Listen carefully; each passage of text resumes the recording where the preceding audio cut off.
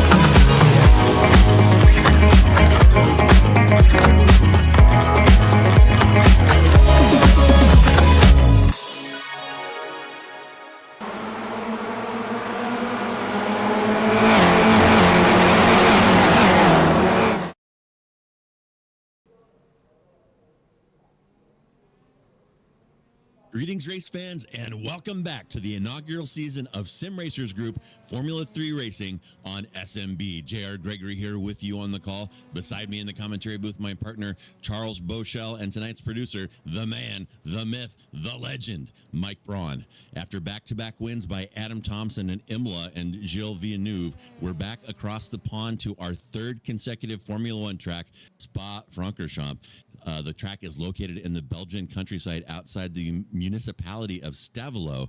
Began life as a racing circuit comprised of strictly public roads, hosting its first race back in 1922. And you heard that right, over 100 years of racing history here at Spa. In 1924, the first 24-hour race was held, and in 1925, 100 years ago, the first Grand Prix. And the track is, of course, currently host to Formula One, the World Endurance Championship, and the European Le Mans Series, along with a full slate of amateur track days. The current configuration, 4.3 miles, 7 clicks, 20 corners, and our current track record is a 144.7, pulled off by Checo in a Red Bull F1 car back in 2024.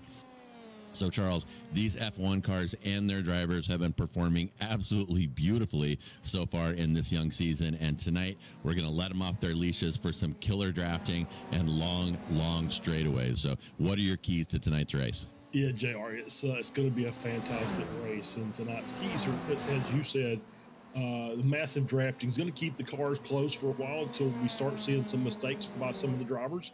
That'll cause some natural breaks, but as long as everybody is racing clean, those cars will stay close together, packed up. Second, off tracks and time penalties. You got to watch the slowdowns here. It's real easy to ruin your momentum by just taking Eau Rouge or Radeon just a little wide. You'll end up getting that 0.7 of a second slowdown, which feels like it takes a half an hour to reel off. So you have to be very careful. That's a quick way to go from a good position to the mid-pack, which is not where you want to be. Finally, you have to watch out for debris. We're going to have some cars that are kind of expanding the track limits a little bit. They'll end up in the gravel and bring some of that back onto the track, which can make some of those corners pretty rough. And I think those are the three big keys to today's race.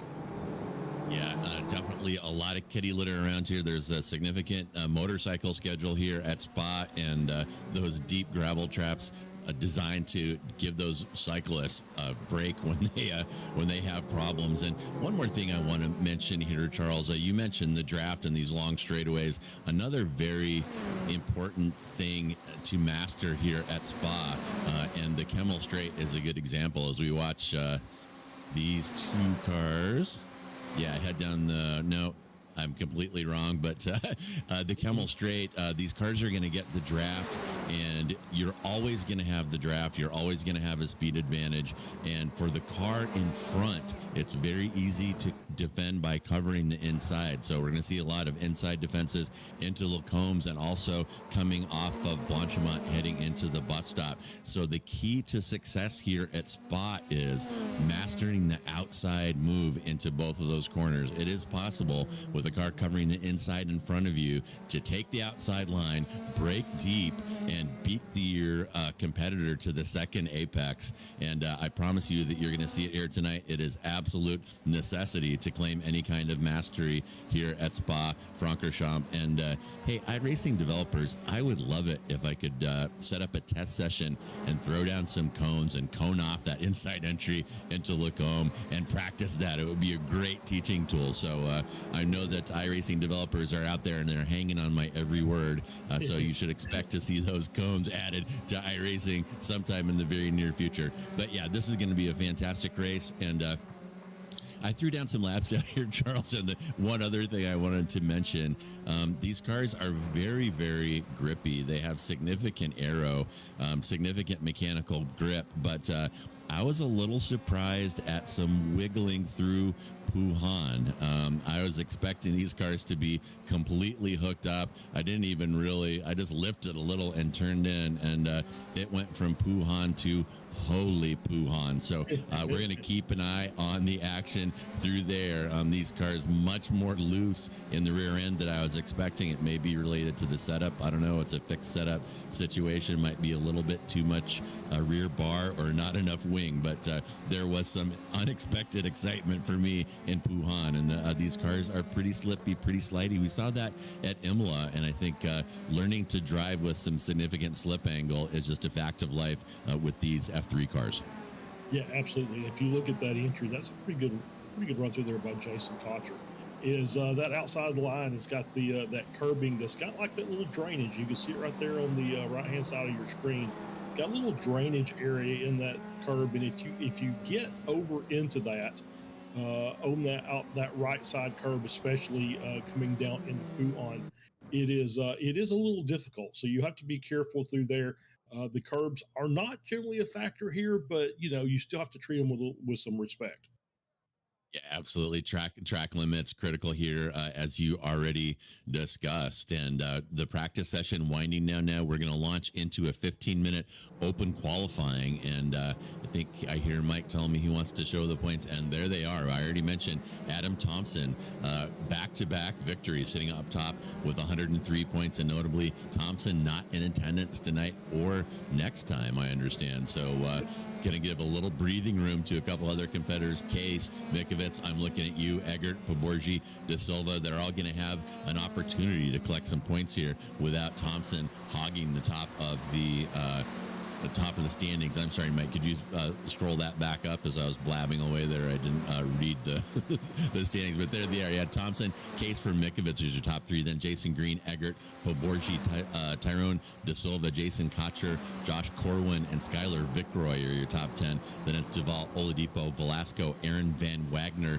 Lebivi, Grinsky, Dylan, and Diego Posada will take us to 18. And a lot of cars in this class. Chris Cook, Jeff Silja, Tom Brashear, then Conway, Adrian Lopez, Wang, Cardenas, Ganesh, Trantham, and Snyder bringing up the rear right now in P28. And our last car on the list to have any points, there's two more, Molina and Varun Bali, and the remaining cars there, you can read through yourself, no points scored, and that could be just because those drivers showed up for practice sessions but didn't participate in the actual F3 event. So here we go, Charles, and open qualifying underway, and another big shout out to the organizers of this league. I love open qualifying. It's realistic. It adds another layer of strategy, and especially at a track like this, if you get a lucky toe down that Kemmel straight, you're going to take a half second or second off of your qualifying time, and it's there's no way that that's not going to play a role in what happens in quali here tonight. Yeah, absolutely. We talk about race strategy all the time. There's always it's always strategy involved in racing, but this is a time when you really have to have some strategy in qualifying. You got to pick the right time to get on your hot lap. You got to hope that you got maybe a car or two in front that can give you some draft that you can make time up on without necessarily being caught up by them through a corner somewhere. So a lot of qualifying strategy playing out here. As you can see, the line is already starting to grow there. You had 4 or 5 cars that are within draft range, so you'll get a nice toe. That guy that's sitting back there in the third car in that triad in the middle is going to have just all kinds of draft to help him up the hill. But you got to have a good run through Eau Rouge and Radion before you can get on the Kemmel straight. So you got to set the car up here, get through that compression area, over the crest, and then fly out here and up Kemmel straight to see what you can see how you can get your lap started. And you see Skylar Victor's got the personal best in second one, probably his first lap out there. But we'll start seeing the lap times come in. I think the furthest one out right now is about the midway point. Jason Green about midway point on his first lap. Watching Eggert right now, he is within draft range of the car ahead. Looks like that is Snyder up in front of him about 3/10. So we'll get to see Snyder's car give Eggert a little toe here. And a little bit too much curve. That's part of the new scan here at Spa. They added that big anti-cut curve right there. I kind of like it because I had problems with the turn in on that corner, and that gives you a nice target for turn in. And here's Eggert having no problems through Puhan. So possibly a remote possibility, but possibly my own bad driving was causing me problems there. But we'll hang with Eggert here coming down toward the latter part of the lap. Little wiggle there. And he's going to head down into Compass, and right here is a critical corner to get a good exit. This is really the start of that final back straight that ends up in the bus stop. So really critical corner right there. One of those hidden corners that is so far back that you wouldn't think it makes a big difference, but it really does. You got to get a good drive out of there. They've widened the entry to this to Blanchimont right there. You didn't see Eggert take advantage of it, but you can set up a little further to the right. Takes a little bit of the drama and trauma out of Blanchimont, and these cars are absolutely flat through there. No lift. Keep it pinned. It does wiggle a little. You got to be ready to catch it, and a crash there in the bus stop. Don't like to see that in qualifying. Like I say, the cars are a little looser than you might expect. They're also flat through Eau Rouge up at the top of the hill here. But again, you got to be ready with quick hands opposite lock to catch it if it gets a little loose. Yeah, absolutely. It is one of those cars that's surprising that the level of downforce that suddenly all of a sudden just kind of goes away here and there.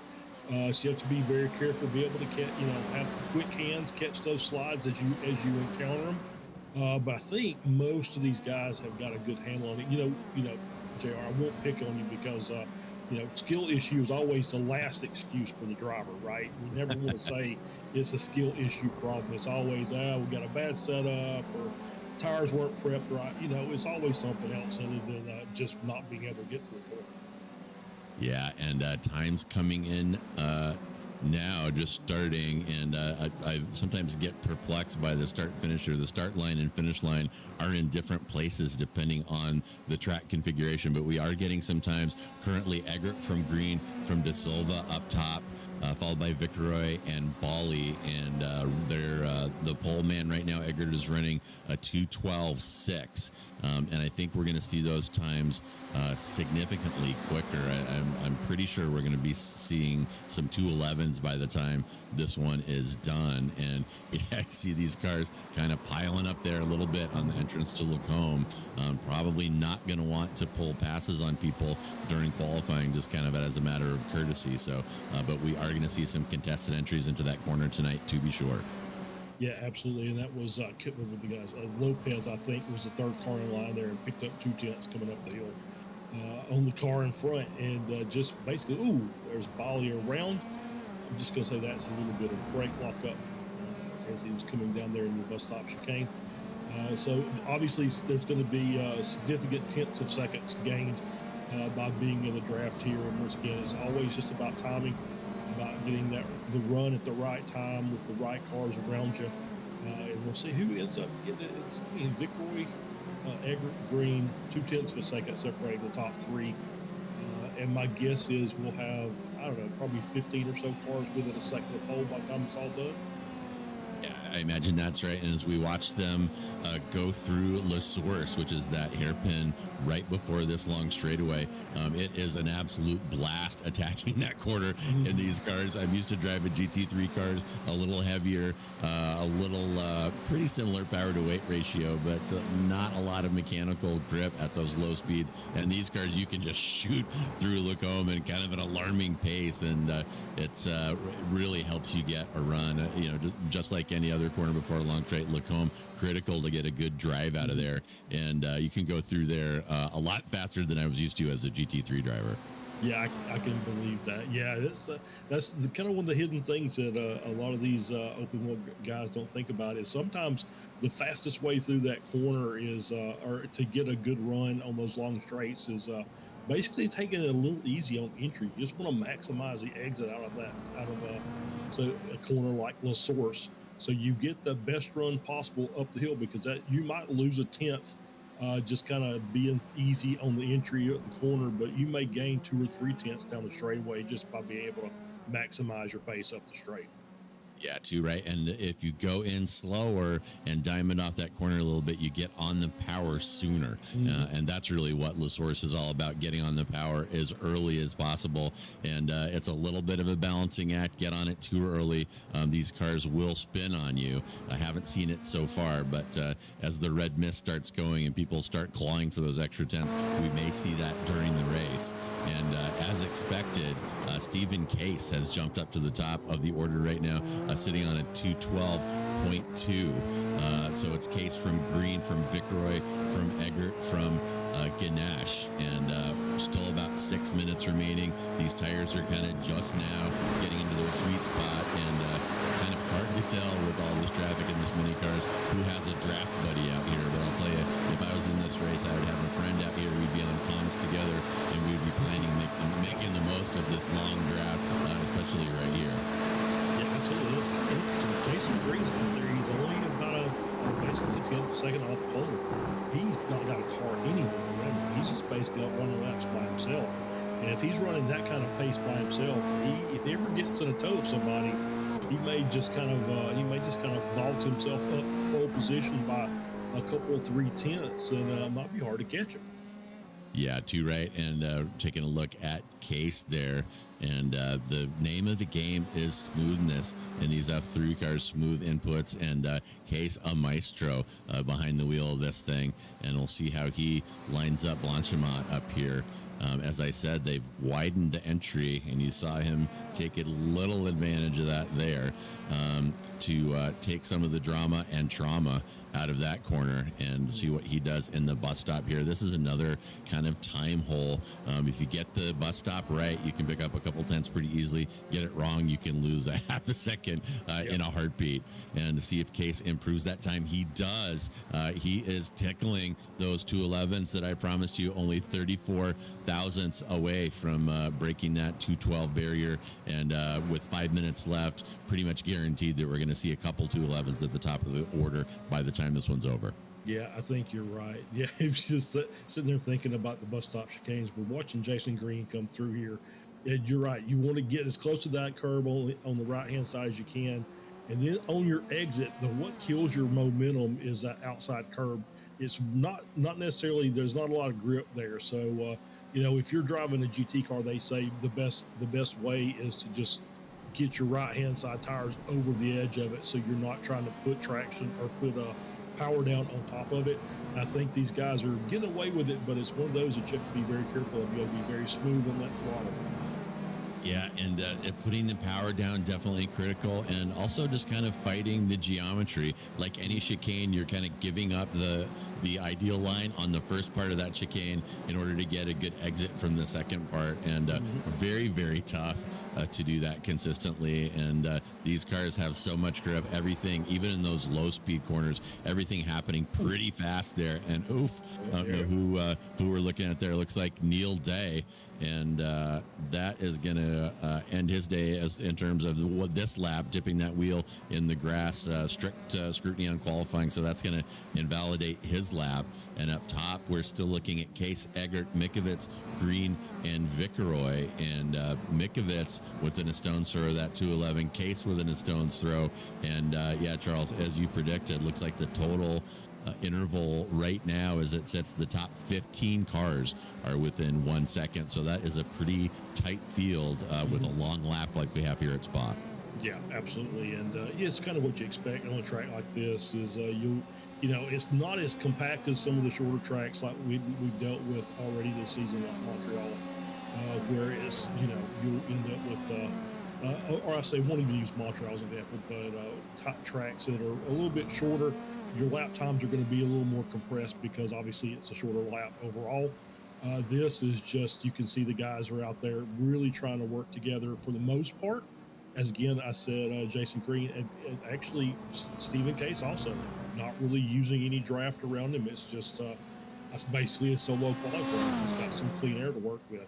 So a lot of these guys maybe getting some hidden tints through there as they're building these poles. But it's good to be up front. I don't think the mid pack is where you're going to want to be. There's going to be lots and lots of fighting there today, and it's going to be very dangerous fighting as well, because it's only going to take one mistake, some wheel-to-wheel contact, and they end up having 4 or 5 cars wadded up in a corner somewhere. Oh, absolutely the case. And I hesitate to use technical racing terms, but there are going to be some kerfufflery going on here at Spa, especially off the start. This is a pretty big field, 28 cars, and something about Spa gets that heart pumping, gets that red mist flowing, and coming off the start on cold tires, charging up that hill into Eau Rouge for the first time can be very, very treacherous, especially in the midfield, as you said, Charles, because it can definitely, one small mistake by one driver can lead to a big pileup. Not a lot of places to go evasive, and especially in that uphill section coming through Raidillon. So could be a little bit of a mess there on the start. Yeah, absolutely. Yeah, there's plenty of room. The problem is once you get off the track, you get into the some of that runoff area, and it's not known territory, so you don't really know what to expect once you get out there. It's probably bumps and the wall here and there, and so it's always a challenge once you're off into that off track runoff area of how the car is going to behave. So yeah, you want to keep it in between the white lines, and hopefully we'll get through this first lap and get everybody nice and safe up the hill. And then we can do some real racing after that. Yeah, too right. And that is the checker on qualifying. So as you look at our track map right there, that 11 car is done. That 2 car is done. But the cars from 243 forward. If you cross the line before the timer hits 0, you get to finish that lap. So we get a ton of cars out there still hoping to improve their time, and as a result, this qualifying session is probably going to reach 16, 17 minutes. If you're wondering why we're still rolling while past the 15-minute timer displayed up there on your screen. So we'll keep an eye on times, and looks like Case might have taken a tiny hundredth or so nibble off of his qualifying time. Is down to 2:12.015 and not able to break that 2:12 barrier. But like I said, I guarantee that you're going to see that happen during the race as fuel burns off and these cars get into draft and attack mode. And taking a look now at Tyrone De Silva trying to improve his time. We'll see how he does. Currently sitting on a 2:12.998, and he does take a couple nibbles out of that. And my goodness, just taking a tenth, less than 2/10 off of his time, and he will jump up into P12. So pretty packed field. A tenth here and a tenth there can definitely have a significant impact on your starting position. Yeah, definitely. As we're watching the remainder of the cars coming down, most of them are all the way down on the backstretch. I see the 11 car, that I believe was the first person to cross the start-finish line at the checker. So this lap will not count. Just getting a little bit of extra practice as the final few cars come in. Notice Skylar Vickroy moved up to P3, is only 3 milliseconds ahead of Kalen Mikovits in P4. So yeah, pretty tight up at the front. Likes to all the way down to P15 within 1 second. But you know, the cars that are in that 15 to 20, as we see Jeff Shieldja, we'll get that right one of these days, Jeff. I'm sorry. Bumps up there, so he jumps into 15th position, jumping over Josh Corwin, bumping him down to 16th. So it's you know, once again, it's this is we've got the easy part done. Now it's time to do the real work, and we'll see what this first lap as we get everybody around. I think that is the last car, so we'll be rolling over into the race session, and I think that was it right there. Yep, that was Day, and no improvement there as far as I can tell. He must have had an off track, so he is going to remain back in P29. And I'll tell you what, Charles, sometimes being in the back of a big pack like this at a place like Spa on the first lap, you could do worse. It sometimes allows you to avoid some of the kerfuffleage which may be unfolding here off of the start. And it looks like, speaking of Shieldja, looks like he may still have a valid lap going here. And where is he sitting right now? Sitting in P15, and his fast lap a 2:12.9, and doink. Nope. They give him the hook, and it is over for him. Yeah, I didn't know if that was a valid lap or not. He was just getting a little bit more wheel time here at Spa, which is critical. So here comes your starting grid. Stephen Case, kind of as expected, gets the pole. He'll line up next to Chris Eggert. Skylar Vickroy behind them, lined up to Kalen Mikovits. In row 3, it's Jason Green next to Danush Poborji. Then Varun Bali next to Adrian Lopez in 7 and 8. Alex Velasco will line up next to Athul Ganesh in 9 and 10. Then it's Lloyd Conway next to Tyrone De Silva in row 6. And then it'll be Labivi next to Oladipo in 13 and 14. Shieldja next to Corwin. Chris Wang next to Jason Cotcher. Duvall next to Snyder in 19 and 20.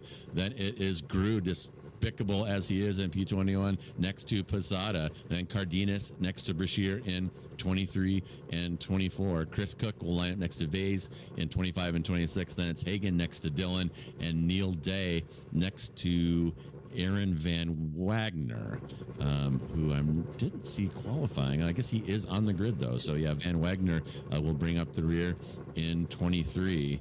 And we are looking at a standing start. That is Stephen Case in the 243 car on the left-hand side of your screen. He will have the inside line on the run-up into La Source hairpin for the first time. So it is not super difficult, but it's also not super easy to get these cars clean off the line. These tires are stone cold, no traction control, so it can be challenging to get them moving. So that is going to be the first challenge that these drivers are facing while we wait for the lights to come on.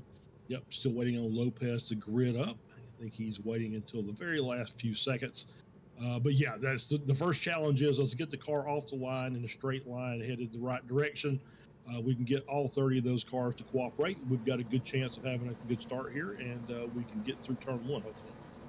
All right, and here we go, waiting for those lights to come on. Favorable conditions, by the way. Pretty cool track, 68 degrees, and we are green. Case pretty clean off the line. It's Case from Eggert, from Vickeroy, from Mikovits, from Jason Green. So no position swapped, up in the top 5 off the line. And I spoke too soon. Vickeroy will sneak past Eggert. And, a little bit of wheel banging. Oh my goodness. And the big one, I see a huge pile up in La Source. And oh my goodness, Charles, that is a bummer. Unlike the F4 series, the F3 damage is on. And my timing board just lit up like the 4th of July.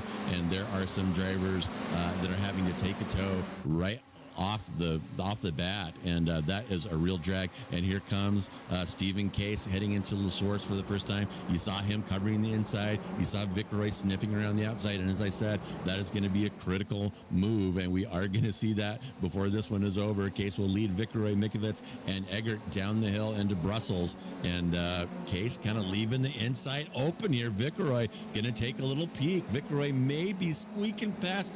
Oh, not quite. And Case manages to hold him off, but interesting to have somebody polishing Case's bumper like this early on. He usually gets a pretty good start, gets a comfortable gap behind, but it is not happening right now. Yeah, and I did see a couple cars off. I think Old Depot was one coming through No Name. So obviously that's a kind of a treacherous. You mentioned the track configuration changes made in iRacing recently, so that it has been kind of remodeled, and caught a couple of guys out there. I saw them wide coming through there, and we'll kind of just we got Justin Snyder, I believe Jeff Shilja has exited the session. Along Old Depot has towed, De Silva has towed, and Vase has towed as well. 5 cars taking a tow and or just throwing up their hands in disgust. And I'm going to say that there are more than 5 cars involved in that, Charles, and some people may be out there driving still with damage. But Mike's going to spin up a replay here, and we'll see what happens. We're focused on Cotcher right now, and oh my goodness, yeah, that is more than 5 cars. And wow, that is awfully frustrating. And pro tip, kids, I know that it's tempting when that yellow flag waves, you see a cloud of smoke, it's tempting to just floor it and try to take advantage of it. But it can be and should be heavily penalized. Yellow means slow down, be careful, not push your way through the junkyard as you're seeing here. And oh my goodness, that is really a horrible start, Charles. I'm a little surprised that this one, that is turn 1 on cold tires in a 25-minute sprint. I'm a little surprised that unfolded the way it did. Yeah, I really, and kind of like the back half of the field just got caught up in that. You could just see carnage everywhere. Cars missing rear wings, cars missing their noses, and as you see that, I think that is Shilja there. He says, "Yep, that's it. I'm done." And so there's probably some cars out there right now that are kind of limping their way back around. So we may see a few more cars in pits. I do see Posada, Cardenas, and Cook. I think it all came in. It took a fast repair and have gone back out. So they at least do have the fast repair available. But this is a long lap to try and drive a broken car around. Yeah, it really is. And of course, that's what you're weighing when you're laying there looking at the wreckage, is whether or not you're going to try to limp it around or take the tow. Different tracks handle that differently. And it could, if they went all the way around, tow a flatbed around here would take forever. But we're already seeing some of those involved drivers back out on the track. I see Cotcher, Crew, and Van Wagner have gotten their repairs done and are back underway. But meanwhile, up front, it is Case from Vickeroy, from Eggert, Mikovits, Pavorgin, Lopez, Green, Velasco, Ganesh, and Corwin is your top 10. And if you look at our timing tower right there, folks, those amber intervals mean that it's an interval less than half a second, and the yellow intervals are between half a second and 1 second. So the top 16 places pretty well painted with tight intervals. So this one is getting off, despite the iffy start there, getting off to some tight racing initially. And look at Vickeroy, took advantage of that draft on lap 2 and got a 2:11.997, still still behind Case, but is showing what is possible if you catch a little toe down the Kemmel Straight. Yeah, absolutely. You can see the pace is starting to pick up as these cars are building momentum and, getting the tires nice and toasty. And you see Victor looking to make that run. He's going to go back to the outside as Pace protects the inside line. And should be able to, from that distance, he should be able to clear him without worried about it through the corner. But no, not so. Looks like the cars, once they get out of the draft, are kind of stalling out a little bit. But he is able to make the pass, but just at the last second. Yeah, Vickeroy there. Case was there on the inside waiting to see what Vickeroy would do. And what Vickeroy did was slam the door right in his face. And now it is Vickeroy from Case from Mikovits. I see Adrian Lopez dropping down the order like he's pulling an anchor. Something has happened to Lopez. We'll go back and see if we can sort that out. And taking a look now at Brashear exiting the bits. Here we go. Here comes Lopez. Side-by-side entry into Lacombe. And, we talk about this sometimes, Charles. These cars have significant downforce, but when one side of the car gets up on the curbs, lifts that front wing up off the ground, the downforce can go away instantaneously just by the distance of the front wing from the pavement. And you might have seen the driver get caught out by that right there. Yeah, I think you're exactly right. Yeah, get on that curb, get the wing jacked up, and get a little more extra air under the car. And all of a sudden, you don't have enough mechanical grip to make the corner at the speed you're running. And here comes Vickeroy leading Case through Blanchimont here. And like I said, this is absolutely flat. And you can see the slipstream going to work there. And now Case is going to try the outside entry into the bus stop. Will he get my merit badge? Can he beat Vickeroy to second apex? And he does, but Vickeroy still gets a better drive out of the outside line. And that is the kind of action I love here at Spa. I'm not kidding. You have to have that move in your toolkit to make good things happen here. And Case almost pulled that off and is going to have another crack at it when we get to La Source at the end of this straightaway. Oh my goodness, I love Spa. It is Vickeroy from Case, from Mikovits, from Eggert, from Poborgi when they have dropped Jason Green to about 2.5 seconds, but those top 5 cars have about 4 or 5 seconds between them, and training up nicely here. And here we go down the Kemmel Straight. Vickeroy this time, he's going to try to cover the inside. It's Case on the outside. See what kind of drive he's going to get. And they are going to side-by-side entry into La Source. Case fighting to beat Vickeroy to that second apex and gets it done. Oh my goodness. This is going to go on, Charles, for the next 20 some odd minutes, next 18 minutes, and fantastic racing up front by Case and Vickeroy. And of course, Eggert and Mikovits, Poborgi, and Green are all hanging around there. So Eggert's got to be liking what he's seeing. If Case and Vickeroy come to blows, he's going to be in a perfect position to pick up the pieces. Yeah, absolutely. And Eggert's already loving it because that second group was about 1.5 seconds back. But the fighting between Case and Vickeroy through those corners has allowed that second group. So now we've got 5 cars at the front within basically 2 seconds. And so they'll continue to watch as we are coming up on some lap traffic, some of those injured cars earlier.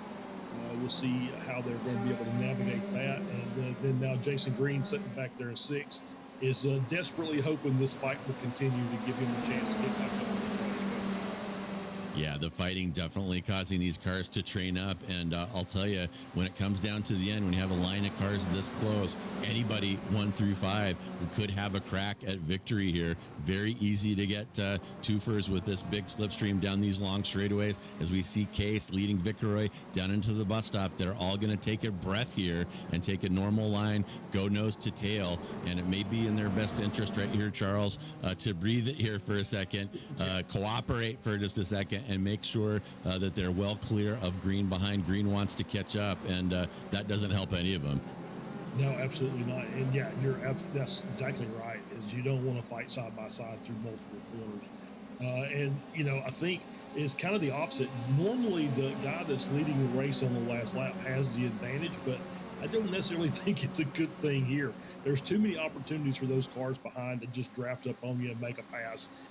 You're going to have to work really hard defensively at the front of this field to be able to maintain P1 through the entire lap.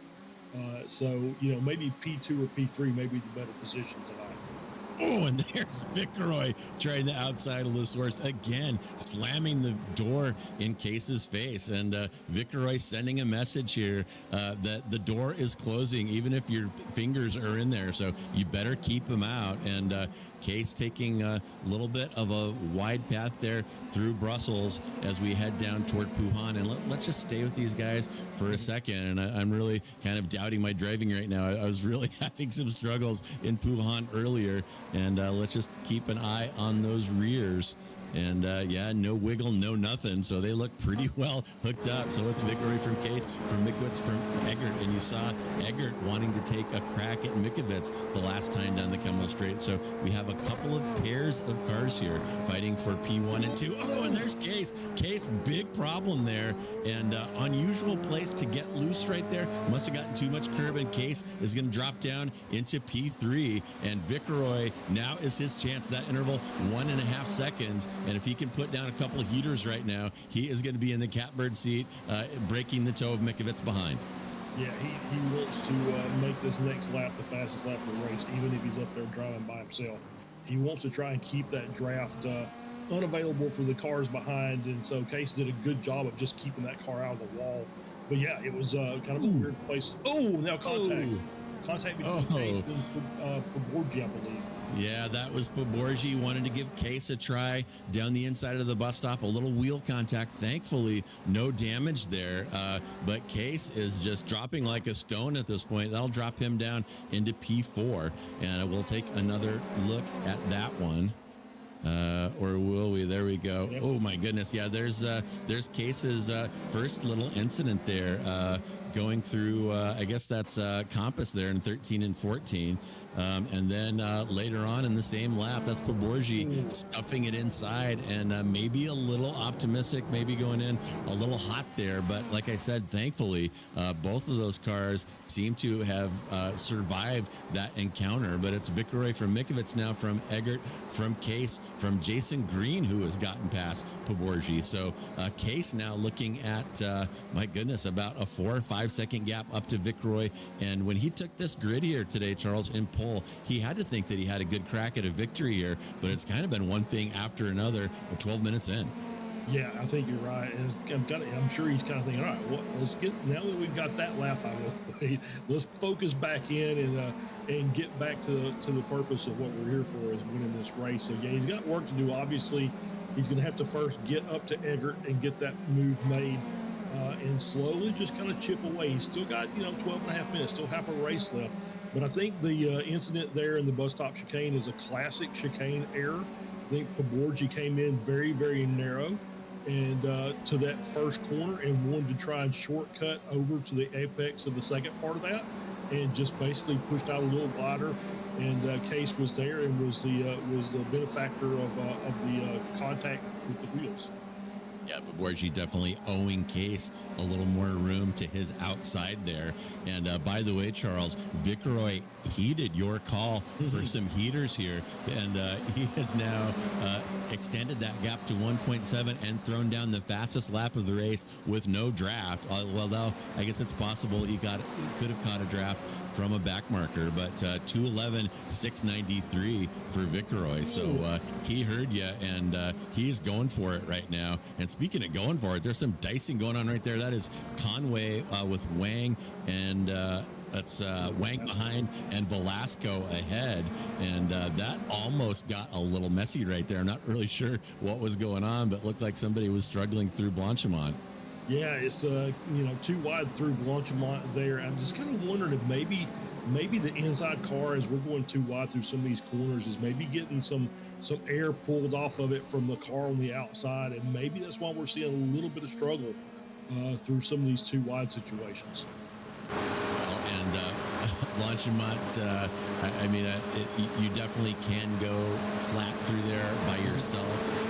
And trying to go flat through there while leaving room for another car tightens up that line to the extent that, it's got to be slipping and sliding on the edge of disaster. And we're going to take a look right now. That is Velasco, and he has gotten passed by Conway. So they're having a little draft party, these three drivers. It's Conway, from Velasco, from Wang, and that fight is over P9. Yep.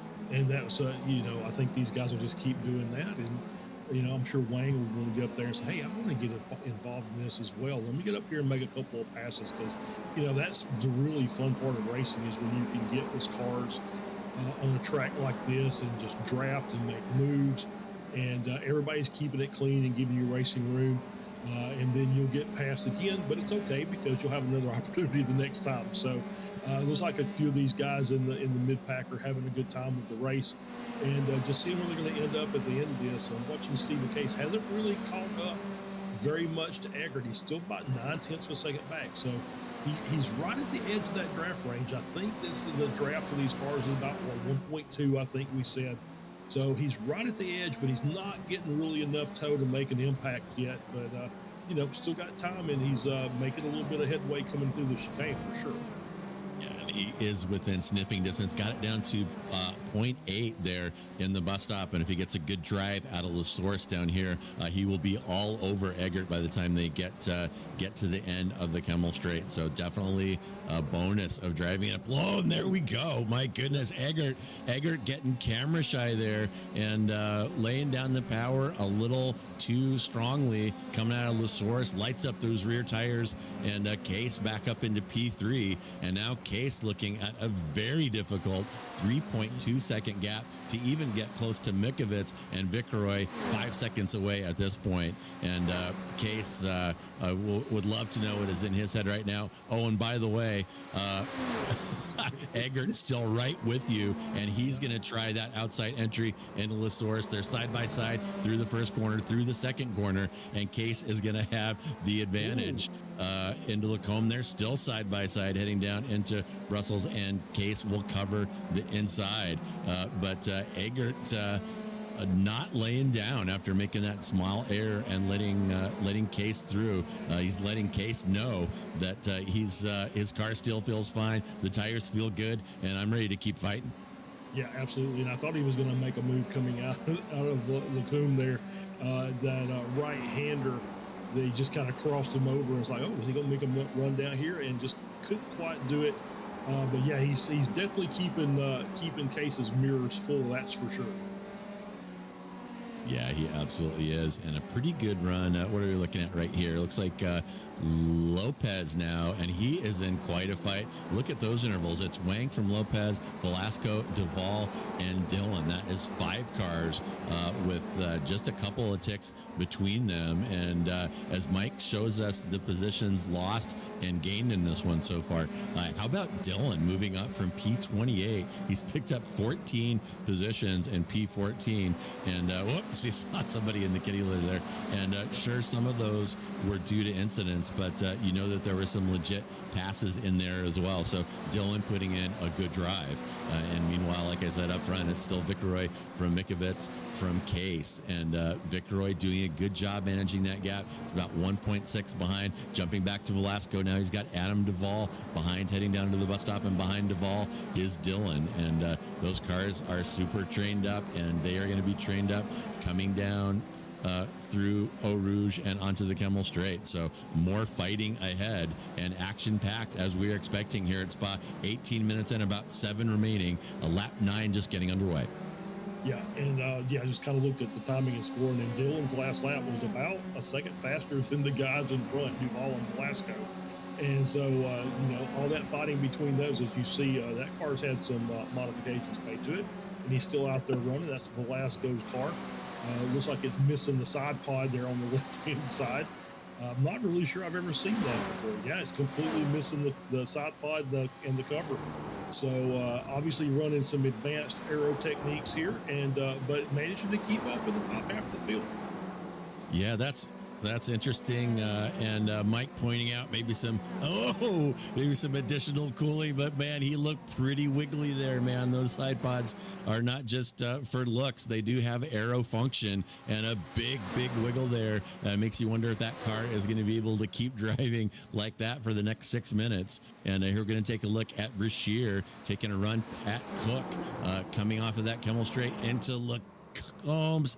Oh, and that just went all kinds of bad. The Cook over rotating there and kind of washing out of the first part and spinning across the track into Brashear. So Brashear thought he had something going there, and I think he might have ended up losing a couple positions as there was some traffic coming in from behind. The slightest touch by Cook there into the back left wheel of Brashear was all it took to spin the car around, and you could just see how much the mechanical grip plays a part in these cars making these corners, because it was the slightest of taps. It was the very tip of the nose of Cook's car, and just enough to send Brashear around. And looks like Mikovits has kind of lit the wick here. He's down to a 2:11.7, and that is 2:43. That is Case and Eggert, actually, that we're watching right there. Eggert got about a 3/10 gap up to Case, so Case not able to get away with that lap. Get away on that last lap is going to have to deal with Eggert coming up behind again this time and see what kind of defense he wants to employ. He's going to leave the inside open this time, and he may just let Eggert through here. And one thing we haven't mentioned here, Charles, we definitely saw tire wear playing a role in our previous 2 rounds. And whoa, and Eggert taking a little visit through the kitty litter, lucky to save that one. And it looked like Case was going to let him through, but Case didn't. Case went ahead and followed that J-hard line, deep braking in the outside entry, and kept Eggert honest, and you saw the result there. Eggert going off. Yeah, just a little bit too wide coming through the Coon, and just it seems like every time Eggert gets a good run, is able to get by Case, and there's a little mistake, and it doesn't take much, and then he's back again, and so now the chase is back on for Eggert to try and track down Case, and that gap up to P2 is up to almost 6 seconds. So the 2 guys in front have absolutely checked out. So it's Victor and Mikovits, and that looks like it's going to be the battle for the win. Yeah, and how about Mikovits? He managed to take a couple of huge bites out of Victor there. Victor had that gap to, I'm going to say it was 2 point something. So Mikovits somehow taking about 2 seconds out of Victor. Victor may have had an error somewhere along the line. Mikovits putting in some hot laps here, though. And look at that interval dropping now. It's down to half a second. Look at him close under braking into the bus stop. And wow. We're going to see some action between these 2 on this lap. But what I was going to say, Charles, is I don't generally consider Spa a heavy tire wear track, but with all this fighting and side by side and bobbing and weaving, are we going to see tire wear rear its head down the stretch here? We definitely saw it in the last 5 minutes of our previous 2 rounds, and we're seeing some wiggling and some trips into the kitty litter. I'm wondering if it's going to happen again here.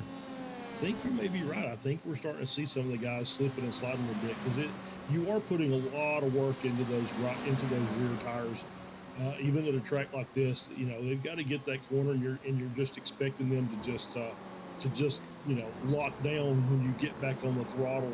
And we've seen the spins, especially back on throttle, coming out of some of the corners, which is not doing these cars any favors. So yeah, it's definitely possible. And we were really close there to a white flag. I think we were just off of it, but I did not get to see the flag mats. I don't know for sure, but it's going to be close when we get back to the line. Yeah, we may. This may be an extended race here due to the length of the laps here at Spa, and if Vicroy didn't get the white that time through, but Vicroy definitely starting to look a little loose here, and I think Mikovits tipping his hand. He backed out of that run down the Kemmel Straight. Charles, as you pointed out, he does not want to be in the lead on the last lap. So I think what he's going to do right now is lay in wait here in P2 behind Vicroy, and he's calculating when the best time to make that pass is going to be, where it's going to happen, but he's saving it up for the last lap right now. Yeah, you'll know if this is the white flag lap or not, because he'll make a move going to the bus stop. So if not, he's just going to kind of lay back here, and he'll wait for the next run, whether that's either coming up the Kemmel or in the bus stop for the next lap. But you see he's right on the tail of Vicroy there. Yeah, and a little peek around the outside here. And does he try to stick it in? He does, and he's going to beat Vicroy to that second apex, and that's the move I was talking about. And Mitrovic manages to get it done, but Vicroy is going to have the inside line into the source here, and you see Mikovic try to squeeze him a little bit there before jumping out to take the normal line, and somehow Vicroy gets out of that in P1. Sort of. The car is still overlapping. Are we going to get a side-by-side run into Eau Rouge for the lead? And this is racing, folks. Oh my goodness, we have graduated high school. We are now firmly in college. It's Mikovic from Vicroy from Case, and now it's Mikovic and Vicroy are side by side. That's Mikovic in the 76 car on the inside, and Vicroy again trying that outside entry. Good respectful racing here, staying side by side, and Mikovic pulls through it. So Mikovic making it happen here, but did I speak too soon? He's gonna have to move over and cover the inside of Brussels, and hanging on, and the tires are starting to fail, folks. I'm seeing a lot of wiggling there, and Case meanwhile about 4 seconds back, not going to be a factor in this fight, but it's Mikovic from Vicroy with about a 2-second gap heading into Puhan for the last time. Not to jinx him, but this is a spot on the track that is fraught with danger, and to get through Puhan, go through 13, 14, 15, and 16. And I told you that that Stavelot corner and Paul Frere, critical to get a good launch out of there for both drivers. Oh my goodness. And Mikovic running a little wide there, tires starting to scream, and here is where you have to nail this exit and get this corner absolutely perfectly as we blast down this back straight for the final time. And Vicroy all over Mikovic like the plastic on grandma's couch. They are side by side now. They're going to be side by side through Blanchimont. Vicroy has gotten through here. Vicroy has gotten through. Mikovic tucks in behind. Will Mikovic have one last dive into the bus stop? And Vicroy will cover the inside. It's Mikovic going to try the outside. A huge slide by Vicroy, and Mikovic as 1/10 ahead at the line. It is a photo finish. Mikovic wins it by 0.135. Stephen Case will come across the line a couple of seconds later for P3. And there you go, folks. Welcome to Formula 3 racing on slow motion broadcasting at Spa. It is everything that I was hoping for, everything I was wishing for, and my goodness, we got it in spades. Yeah, absolutely. Great last lap battle between Mikovic and Vicroy. You could just see it. They both wanted to win. They both tried to play out a strategy of making moves at a critical time. But I think Mikovic got that. He did it the lap prior, was that move on the outside going through bus stop. He did it once. He said, you know what? I did it last lap. I can do it again this lap. And just a little wiggle by Vicroy was all it took to give him that 1/10 of advantage to win this race. And we see Dylan coming across the line with no nose. It'll be to the plastic surgeons for some rhinoplasty here after the race, and gets the job done, finishing in 16th. As we see Brashear, and I believe that was Chris Cook, I think it was, finishing in 19th, 20th, battling all the way to the end, even for the 19th and 20th positions on the track. Yeah, absolutely, and that's what you'll see in this series as well. These drivers are going to be fighting like if it's for P1 all the way up and down the grid. And man, oh man, I told you folks that that outside entry against an inside defense into Lacombe's and into the bus stop were going to be critical. And you saw a driver take that. You saw Mikovic make that a P1 mastery of that move into the bus stop. So fantastic stuff here at Spa. We're watching Van Wagner now coming through the bus stop. A couple of cars left out there. We got Van Wagner, and that's Grew coming up behind him, and a couple cars out at the bottom of the timing screen. But man, what a fantastic race. 13 laps at Spa, and it was just every bit as action-packed as I was anticipating. And I'm going to take a peek out here. And we are going to have a couple of drivers in with us. Yeah, it looks like we've got Cotcher and your winner Mikovits out there, as luck would have it. So we'll be speaking to them in just 1 second, but let's go ahead and look at those race results, and we'll scroll those up for you. It is Mikovits after a mega battle and chasing down Vickery at the end. That was an absolutely huge move by him, and a huge pass for the win in the bus stop at the end. That was absolutely fantastic. Mikovits is going to take the win from Vickery after a hard-fought battle. Stephen Case, everything working against him. A bit of a recovery drive, really, from him. He ends up in P3. Then it's going to be Chris Eggert, followed by Jason Green, rounding out the top 5. Then Danush Poborshi. Josh Corwin makes it up to P7. Conway in P8. Lopez will be in P9. Lebivy will round out your top 10. Then it's Chris Wang from Adam Duvall, Alex Velasco, Athul Ganesh, Tyler Hagan in P15. Then Dylan Cardenas, Bali. And we'll give that just a little scroll. And it's Thomas Brashear, Chris Cook there. You saw him fighting all the way down to the end. Jason Cotcher in P21, Van Wagner in 22, Gru Snyder. Now we're getting into the cars that parked it. I think Posada, Oladipo, and Da Silva all parked it there in 27, 28, 29. And Vay's also involved in that lap 1, turn 1 tragedy that we saw at the beginning of this one. So, wow, Charles. Oh, man. I was looking forward to this as soon as I saw it on the schedule, and it absolutely did not disappoint. But let's go ahead and bring in the victor here. This is Kalen Mikovits, who won this one, qualified in P4. So he made it all the way up through some very fast drivers from P4 all the way to P1. And Kalen, we were talking about racing at Spa, and it's my theory that in order to make something happen at Spa, you have to be able to take the outside line into these chicanes to defeat an inside defense, and you absolutely demonstrated that beautifully when it counted on the last lap. So just describe how that last lap went for you. That was some epic driving, actually, by both you and Vickery. So the last lap, actually, it started the lap before that because Skylar did the exact same defense on the inside, and I was able to hook it around the outside and then inside the very same way. So I kind of knew that line was going to work. And then coming down to the last lap, no, through that lap, we were side by side through there, and then through turn 1, and then almost side by side through Erosion Radion, but he backed out to take the draft back on the backstretch. So I defended the inside and was able to break really, really deep and keep it, and then I kept the position for the rest of the lap. And then going into the backstretch, he passed me on the inside of the 4th and 3rd last corner, and then he switched it around to do the inside defense again. So right there, I thought, okay, maybe I'll dummy the outside and go inside, but I thought that would be too aggressive. So I thought, let's just break even later. And I broke even later.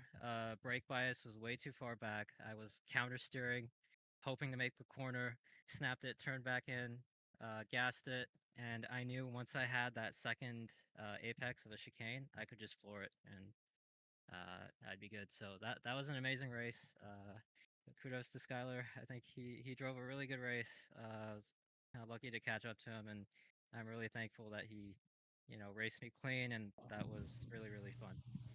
Yeah, and I know you're going to go back and watch the broadcast, but we're showing the two of you right now drifting through Lacombe side by side in slow motion, and as you're describing it, so pretty epic work by Mike Braun, our producer. But two right, and the two of you were both drifting through the bus stop on that last lap, and really great driving by both of you. I mean, that could have ended in tears at a number of different spots, and a really good, clean, respectful driving by both of you. So tip of the hat to both of you for that. And my goodness, what a fantastic race. And we got Sebring coming up next, I believe. So do you have any thoughts about hitting the bumpy tarmac down in Florida next week? I have no thoughts because I've never driven that before on any car. I know it's kind of bumpy. I know there's a hairpin where people try to like to smash each other in GT3 in real life. So I'm gonna have to put in a bit of practice and try to figure out that track. And I'm not hoping for a podium again. I'm just hoping like maybe I'll get a top 5. I know Adam Duvall, my teammate, did a really good finish the past few races. So I think if we just keep it consistent, we'll get through it.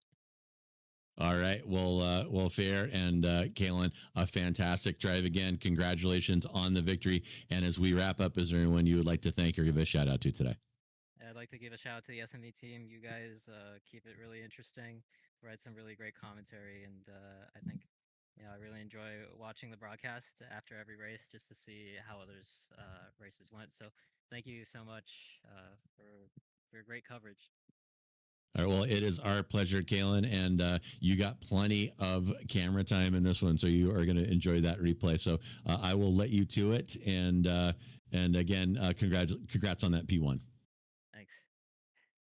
All right, that was your winner, Kalen Mikovits, kind of perfectly describing his last lap dicing with Vicroy there. And that was some truly epic racing, and I hope representative of what the rest of this season is going to be like. And I don't really have reason to doubt that it will. So let's go ahead and go now. Charles, let me go ahead and grab Diego Posada in for you. All right. Diego, welcome in. Not probably the day that you wanted there. Looks like you were involved in that lap 1 incident. So just after that, it was do the best you can with what you had. So if you would just kind of go through your perspective on the incident there in La Source on lap 1. Well, I can't even really say what's happened. I watched it back like 5 times because I was obviously out of the race at the second half, but I still couldn't tell you exactly what happened. But definitely stings a little bit, coming from the no damage to a damage on thing. It feels a little painful when you have moments like this. But yeah, after that, I was able to get back to the pits and get my car repaired. And then a few laps later, when I was in no man's land, I took myself completely out. And then the car was too damaged to be repaired. So I watched the race from the pits, the second half, with my tail between my legs. Yeah, that happens from time to time, and we're just kind of watching the replay now. It's just everybody stacked up going into one, and it's really just at that point there's not really much you can do about it. Is just kind of pray and hope that you don't get hit. Yeah, Justin's car bounced and zigged instead of zagged, and I don't know. Yeah, it is what it is. There's always next week. We'll get her. Yeah, there you go. And speaking of next week, Sebring next week. Have you managed to turn some laps there in the F3 car? Yeah, we did it like a practice session of that last season, so I'm definitely looking forward to that. It's a fun track. Yeah, it really is. I've driven. I enjoy driving the F3, and that is absolutely one of my favorites. So I know it's going to be a great race. Well, Diego, thank you for stopping in tonight. We'll let you give any thanks or shout outs before you go.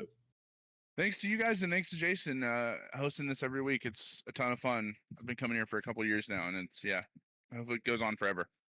There you go. Thank you, Diego. Have a good night. We'll see you next week. You too. That was Diego Posada. Yeah, Posada. Sorry, lost my mind there just for a second. Let's go ahead now and talk to Jason Cotcher. Jason, I'm taking a look at you on the leaderboard here. Looks like you only lost 3 positions down to P21 in this one. So I'm guessing that you somehow managed to get through that lap 1 incident, or did you not? No, that's why I was back there. There was a little over aggression on multiple people's part there, and I got a guy come from the outside and swing across the front of me and knock my wing off. So that tends to be detrimental to results. I'll tell you, these interviews are a lot more fun after you've had a great race. I sped into pit lane and read a bit of a book there while I was serving my penalty, and then by the time I got back out there, it was a test day. But looks like Discord is blowing up, and there were guys out there that had a good time, and hopefully at the front there was some good racing to watch, because I was just kicking around playing with brake bias and stuff in 21st. So I had a great start at Imola, got beat up a little bit last week at Imola, and then didn't get a great qualifying this time. So kind of put myself in the soup, and my buddy Alex was saying, hey, pit lane start, which I don't know. Every time I start from pit lane, everything goes fine, and I'm back there wondering why I did that. And now every time I think, oh, it's fine, I'm next to the two guys that I got tangled up with last week. What could possibly go wrong? I seem to find out. But that's racing, and yeah, I mean, always a great combination with Spa and F3. So looking forward to the races to come. And might need a little review on the meaning of the yellow flag. Some people think it means take advantage of the situation and floor it, and I think that's what happened to you as we just watched you get collected there in slow motion as you were describing that incident. But yeah, as you were wondering, the racing at the front was absolutely off the hook. It was an incredible race, and I know that you're going to love watching the replay. So I will let you settle down and crack a beverage and get to that. But as we wrap up, is there anyone you would like to thank or give a shout out to today? Yeah, thanks, guys. I'm grateful for that. And we do, most of us love turning the race on afterwards. It's always a great show. You guys do a great job. We appreciate you. My parents, as I've said before, helped me get this thing started, has brought a lot of joy to a lot of people at a time when there's a lot to be frustrated about going on in the world and with our nation. So always grateful for that, and the community, to enjoy it and participate makes it possible and gives us something to look forward to on a week to week basis. So always grateful for that. And it's my friend Florian used to say, after the last one is before the next one. So we'll lick the wounds and get ready for Sebring next week. But always appreciate you guys. Thank you very much. Thank you very much for stopping by.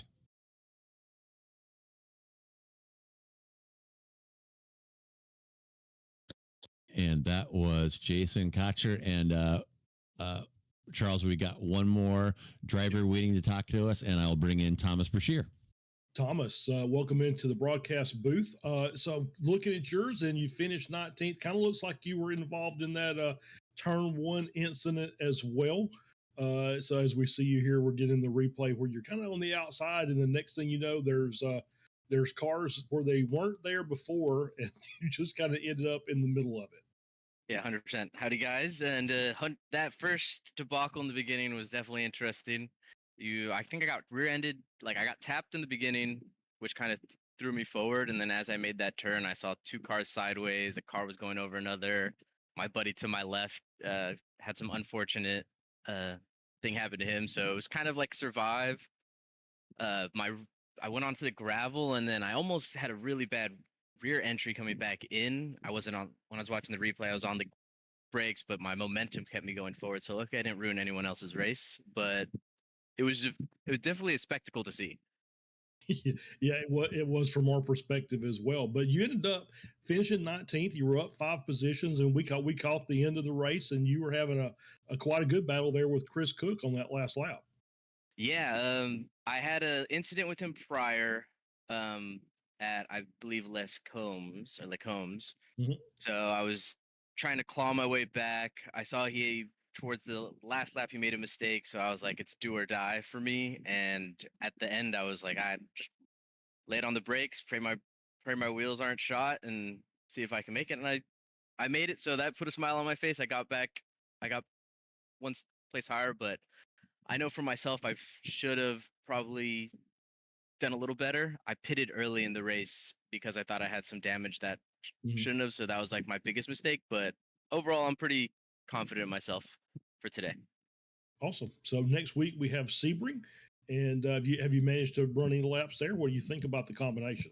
Yes, I am a fan of Sebring. I know it's bumpy as heck, but for some odd reason, I just enjoy the track a lot. I've done it in this F3 car twice before, so I believe I am pretty confident. I know as the standings go, I know I'm probably going to be in the back, but if I just stay consistent and don't have to pit and don't crash, I think I can get some places. There you go. That's a recipe for success if I've ever heard one. So Thomas, thank you very much for stopping by. We'll let you give any thanks or shout outs before you go. We'll see you next week. My pleasure. I just want to actually thank you guys. You guys put on a excellent broadcast, and I always watch you guys at the end of when I get home and other future broadcasts from there. Cool. Thank you, Thomas. We'll see you next week. See you next week. All right, and that was Thomas Brashear as we wrap up another fantastic Formula 3 race from Sim Racers Group. Absolutely incredible stuff. But we are not just about these fantastic open wheelers here at SMB. Tomorrow night, I want you to join us for the USRA Special. It's an ARCA 160 lap race at Daytona with cash prizes, and there are the details there. It's going to be broadcast here on Slow Motion Broadcasting at 8 p.m. Eastern. But that is not all for the upcoming week. Saturday, we'll have Weekend Warrior Formula V's at Summit Point, followed by Ron's Race Nights. That's going to see the iRacing official top split action with street stock cars at Martinsville. And then on Sunday, Weekend Warrior Spec Racer Fords will throw down at the Hungaro Ring. And if you enjoyed this open wheel action, join us back here next Tuesday for Sim Racers Group Formula 4. That is the feeder series for what you watched tonight. And as you heard mentioned, 1 week from tonight, these cars are going to be attacking the bumpy tarmac at Sebring, and you are not going to want to miss that. If tonight's race is any indication, this series in its inaugural run is only going to get better. So I am J.R. Gregory. On behalf of myself, my partner Charles Boshell, our producer Mike Braun, and everybody else here at SMB, thank you so much for joining us. Enjoy the rest of your day wherever you are, and hang on, baby. Friday's coming.